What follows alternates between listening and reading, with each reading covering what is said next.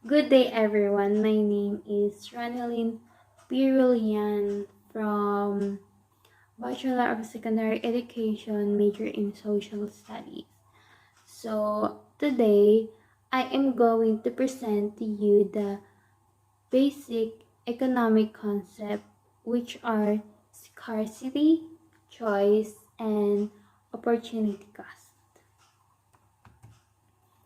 So, first off, I am going to start with economics. So, alam ko, diniscuss na siya sa atin ng teacher natin, which is si Ma'am Jai. So, recall lang. So, what is economics? So, pag nagtanong ako ng economics sa mga tao, sa isang individual, I know some of them would answer na it's about money, it's about math, it's about computing. So, pag tinanong ko sila, ano yung meaning ng economics for you? So, it's about money, sasabihin nila. Pero, hindi naman sila mali. May konektado rin naman yung pera sa economics, which is, ang meaning na kasi na economic, it is about choice. Economics is the study of how people make choices under scarcity. So, dyan na papasok yung basic economic concept, which are scarcity, choice, and opportunity cost. So, this is the topic that was given to me, and I'm going to discuss it to you. So, scarcity. So, lahat tayo nakakaranas ng scarcity. Sino ba namang hindi? Kasi isa siyang major economic problem. So, hindi ko na i-discuss yung economic problem because I know may nakatopic na doon. So, lahat tayo nakakaranas tayo ng scarcity. Mayaman, mahirap, bata, or kung ikaw man ay matanda, babae, lalaki, or kahit saan ka pa magpunta. Kahit nasa loob ng bahay ka, kahit nasa labas ng bahay ka, makaka-encounter ka ng scarcity kasi nga isa siya economic problem. So, for example, merong umiiyak na baby kasi siya ay nagututom. So, bilang isang ina, anong gagawin mo? Siyempre, bilang nakita mo yung anak mo na umiiyak, bibigyan mo siya ng bote ng gatas. Ngayon, pagkatapos uminom ng baby is umiyak pa rin siya. So, ano kaya yung dahilan? Umiyak siya kasi kulang yung gatas na ininom niya. So, yung baby is nakaka-experience ng scarcity. And in scarcity, it is one of the major economic problem siya, which is na-occur nga yung scarcity.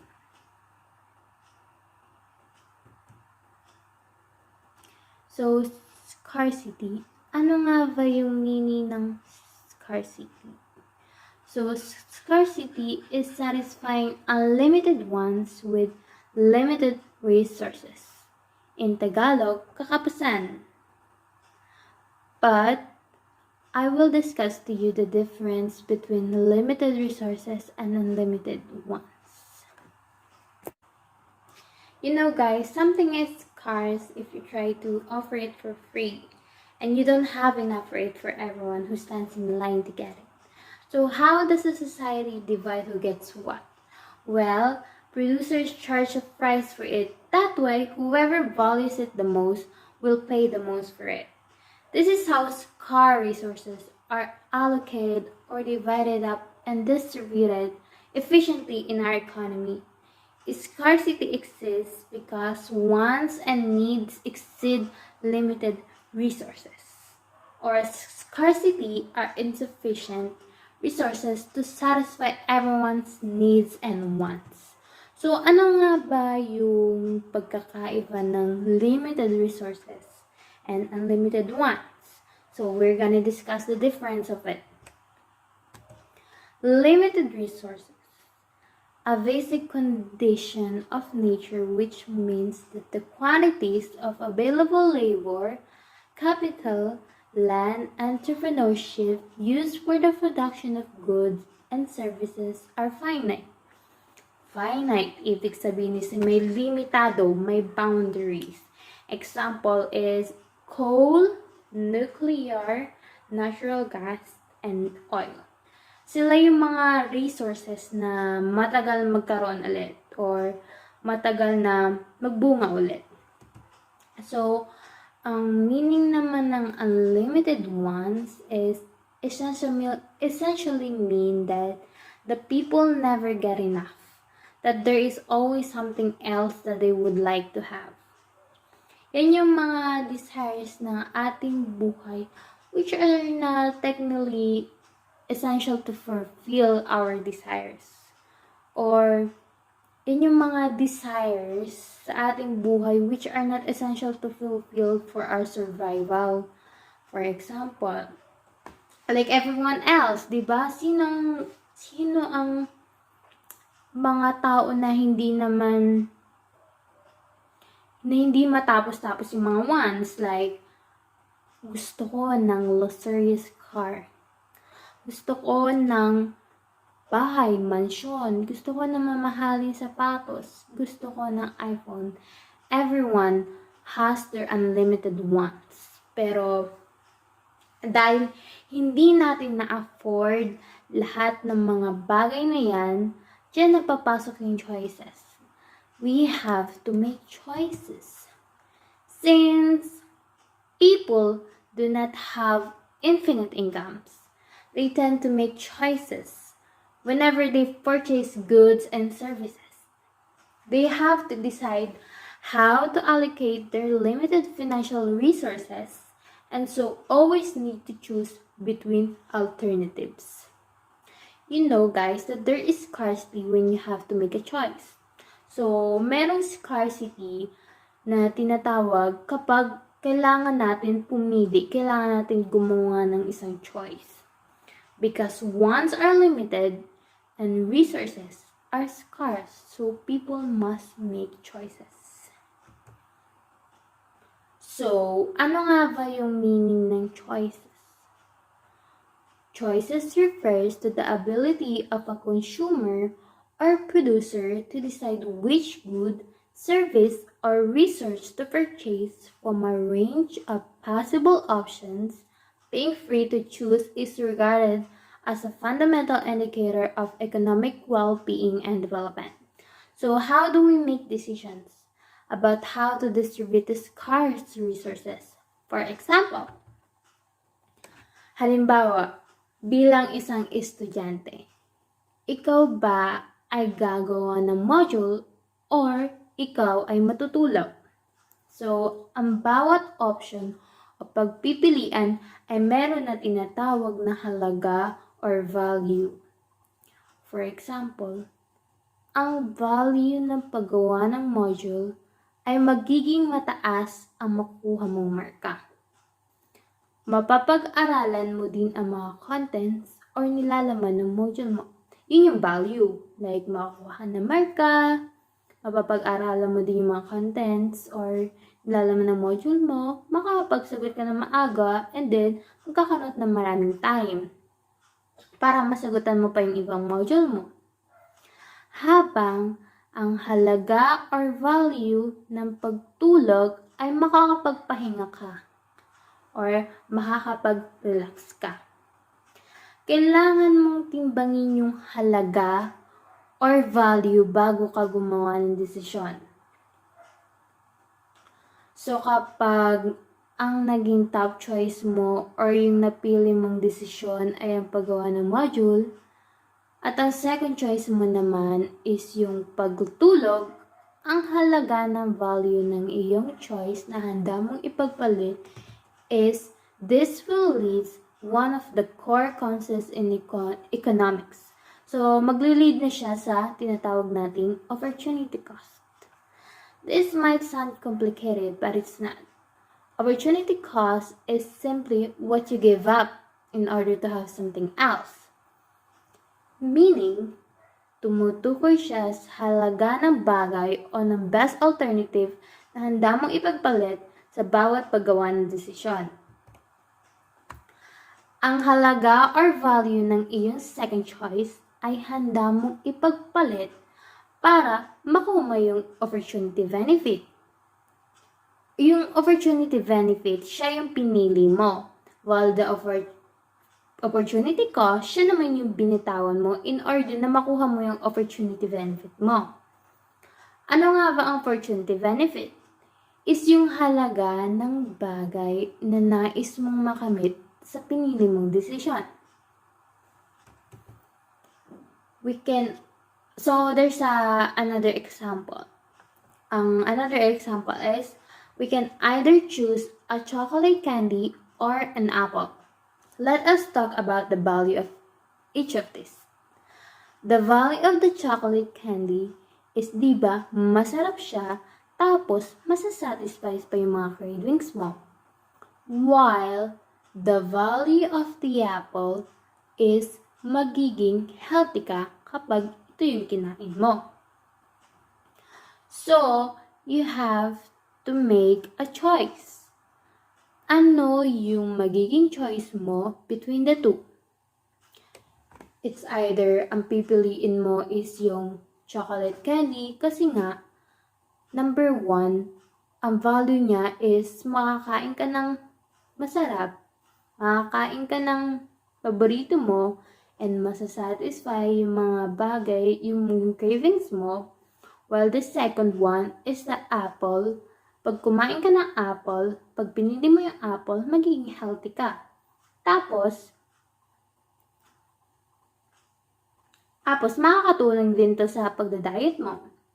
So, if you choose the candy, the opportunity cost, or the thing that you are missing out is the apple.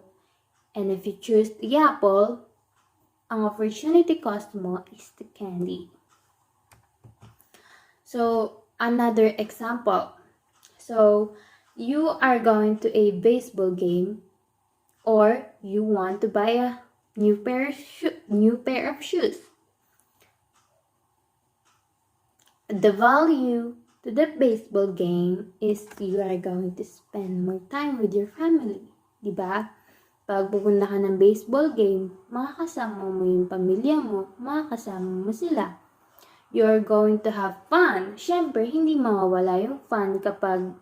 So, ayun na nga. So, hindi mawawala yung fun without food. Like, you can buy a popcorn, an ice cream, a hot dog, or drink nachos that you can put on the play of the baseball game. So, while the buying of a new pair of shoes is that they're probably going to be more comfortable than your old shoes. Magiging komportable mo siyang suotin kasi bago siya. Kaysa naman sa luma mo, di ba, nasira-sira na. You are going to look stylish when you go to school. You show all your friends your new brand shoes, di ba? So, yun yung value niya.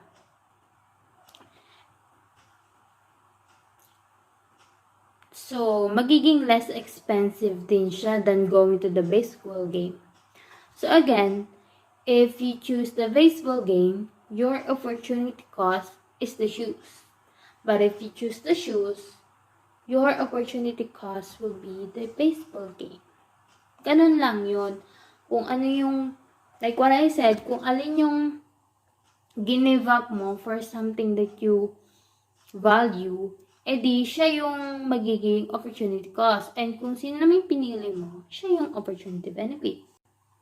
So, I know a lot of you are going to ask me or be confused, what is the difference of scarcity and shortage. So today, I am going to explain to you kung ano ba yung pinagkaiba ng scarcity sa shortage.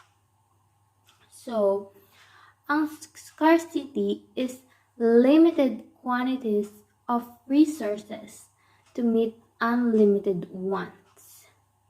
The key to understanding scarcity is that is caused by nature. Yun lagi ang tatandaan nyo guys. Scarcity is caused by nature. Like for example, precious metals such as gold are scarce because the earth contains only a limited supply of the metal. So, there are limits to what the earth can provide. So, may limitado kung ano yung pwedeng ibigay sa atin ng earth, di ba?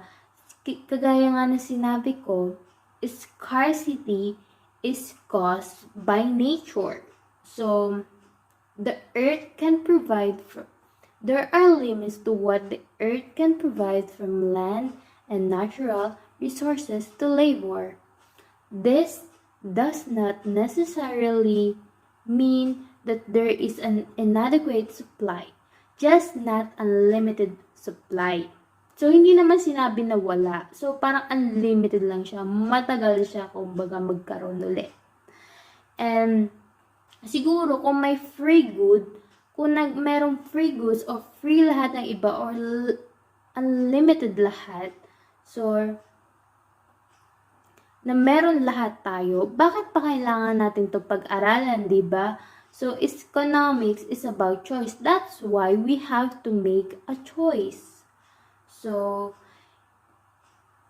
scarcity is the very reason for the study of economics. So, kaya nga natin pinag-aaralan yung scarcity kasi, kaya nga natin pinag-aaralan yung economics kasi there is scarcity. So, kung may free good, lahat libre, well, may mga circumstances naman talaga na libre, kagaya ng air, libre natin siyang hinihigop, di ba? If resources were unlimited, there will be no reason to make good economic decisions. Economic help us to learn and understand the best possible ways to use our scarce resources. So, habang ang shortage naman is goods and services due to low prices. Shortage is caused by the market. When a good service is in short supply, producer can raise the prices because consumers will be more willing to pay a larger amount of money for something that is hard to find.